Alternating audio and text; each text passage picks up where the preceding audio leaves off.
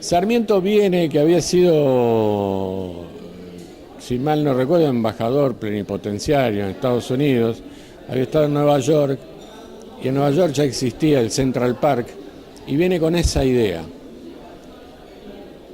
Y llega acá y ve todas estas extensiones que habían sido propiedad de Rosas, que entre paréntesis habían sido confiscadas, ¿no? O sea, ya no pertenecían más a Rosas, eran propiedad del Estado. Y entonces larga la idea de construir un gran parque, al que él propone llamar Gran Parque Central de Palermo. Y en ningún momento él tampoco quiere demoler el caserón de Rosas. De hecho, el caserón se demuele cuando él ya está en Paraguay, a pocos meses antes de morir, pero él no era partidario de su demolición, y lo que él dice en los fundamentos del proyecto de ley que manda la legislatura es que pretende que ese gran terrenos, esas grandes superficies que habían pertenecido a Rosas, sean un parque público.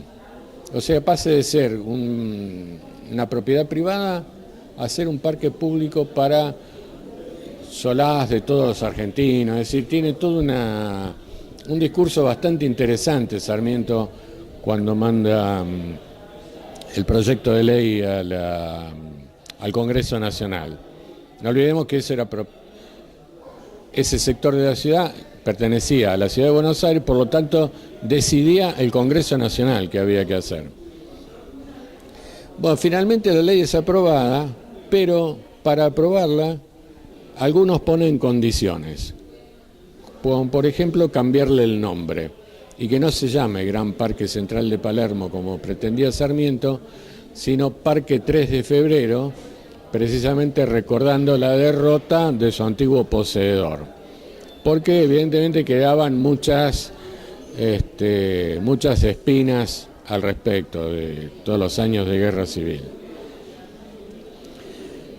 Bien, el primero que hace un plano del parque con una propuesta paisajística para toda esta zona es un coronel de ingenieros polaco, Jordan Czesław Wysocki.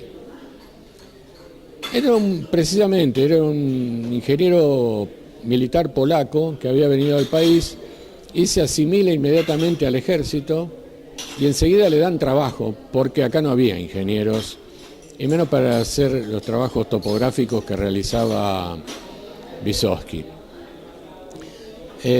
Wysocki recorre todo el país prácticamente haciendo relevamientos para el ferrocarril, para el ejército, mil cosas. Pero, entre otras cosas, hace el primer plano correspondiente a lo que sería el futuro Parque 3 de Febrero. Ese plano, o sea, ese proyecto no se realiza. Queda así asentado y está documentado su plano y su proyecto, que es este. Lo que se realiza, en realidad, es un proyecto elaborado en el Colegio Militar. Es el que se lleva a cabo. Perdón, voy a poner un par de fechas a esta altura, porque si no perdemos idea de en qué año estamos. En 1874, Sarmiento manda el proyecto de ley al Congreso Nacional. Y se aprueba, pero no se inaugura hasta el año siguiente, hasta 1875, cuando ya no es más presidente Sarmiento, es presidente Nicolás Avellaneda. Por lo tanto, lo inaugura Avellaneda. Pero Sarmiento, hay un desfile, hay un gran acto para la inauguración del Parque 3 de Febrero, un 11 de noviembre de 1875. El gobierno nacional invita a todas las personalidades y hay una asistencia de 30.000 personas. Hecho inédito, porque Buenos Aires tenía 80.000 habitantes. Y hay un desfile cívico-militar. El desfile civil lo encabeza Sarmiento con una pala al hombro y una cosa que a nosotros nos resultaría insólita para esa época y para la actual. Desfilan los obreros que habían trabajado en el parque. Sí. Con Sarmiento a la cabeza. Bien. Y en ese momento Avellaneda planta una magnolia que todavía hoy existe, una magnolia grandiflora. Está mutilada, desgraciadamente, porque al hacer las veredas le mutilaron las raíces, entonces no tiene todo el esplendor que tendría que tener. Sin embargo, es el mismo árbol. Está sobre la avenida Berro. Bueno, y acá voy a hacer otro añadido intermedio, que es la creación de una comisión del Parque 3 de Febrero, que se la llamó Comisión Auxiliar del Parque 3 de Febrero, encargada de la gestión del parque. El parque se inaugura sobre unas 200 hectáreas de superficie, no sobre toda la superficie que había disponible. ¿Por qué? Porque era imposible manejar técnicamente toda esa gran superficie. Estamos hablando de más de 500 hectáreas. Entonces se inaugura sobre un sector que es el lugar donde hoy está el lago Victoria Ocampo, Figueroa Alcorta y Sarmiento. Y la parquización esa, todavía hay muchos elementos originales, que es el lago, un puentecito, un pabellón, un kiosco, que nada tiene que ver con la concepción actual de la palabra kiosco.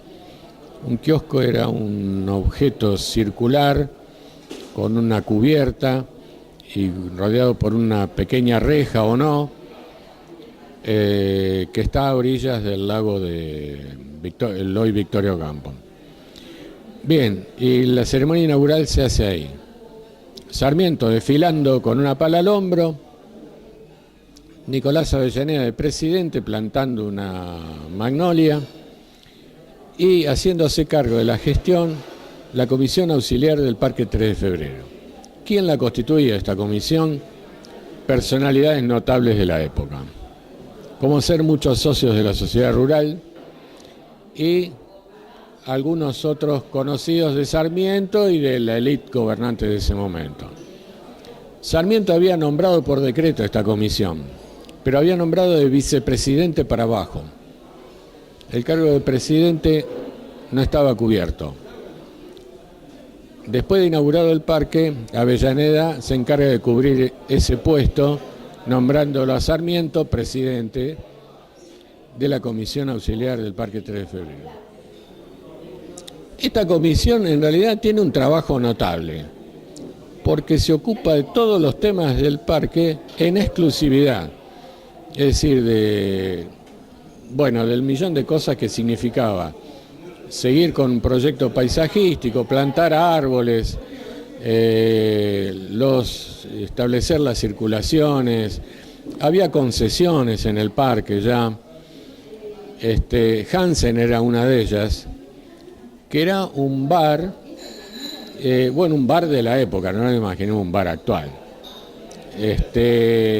donde los mitos llegan a que ahí se bailaron, era un lugar donde se bailaba tango, y es muy posible que así lo sea, porque hasta Borges lo nombra, junto con otros lugares del Parque 3 de Febrero donde se bailaba tango a principios del siglo XX. Eran 3 lugares, básicamente, lo que en esa época se llama el tambo, el tambito y lo de Hansen. Jordan Wysoski resulta ser el ingeniero jefe de Parque 3 de Febrero. O sea, la comisión lo nombra ingeniero jefe y es él el que dirige todas las obras que se empiezan a llevar a cabo en el Parque 3 de Febrero. Incluso él hace el proyecto y supongo que dirige la construcción también de la casona histórica que está en el Jardín Botánico. La que está dentro del Jardín Botánico, que es todo ladrillo, a la vista, Es un proyecto y, bueno, supongo que la dirección también es de Vysotsky porque se hace en esa época. Eso fue sede del Ministerio de Agricultura, porque el Parque 3 de Febrero dependía del Ministerio de Agricultura de la Nación. No nos olvidemos también que estos eran prácticamente los arrabales de la ciudad, a fines del siglo XIX, y principios del XX también. Bueno, pero sin embargo estaba acá el Ministerio de Agricultura, en el edificio que hoy es la sede central del Jardín Botánico. Y si nos fijamos en la arquitectura de ese edificio, es coincidente con la de los arcos ferroviarios que atraviesan el Parque 3 de Febrero. Y que se pueden ver acá también sobre la avenida Juan B. Justo, entre Santa Fe y Paraguay. Es la misma, es lo que se llamó en su momento la arquitectura industrial inglesa, es de esa composición ladrillera con un ladrillo que se exponía visualmente, digamos que no estaba recubierto. O sea, el borde superior del edificio del Botánico tiene una coincidencia extraordinaria, es prácticamente igual con la del borde de los arcos del viaducto ferroviario.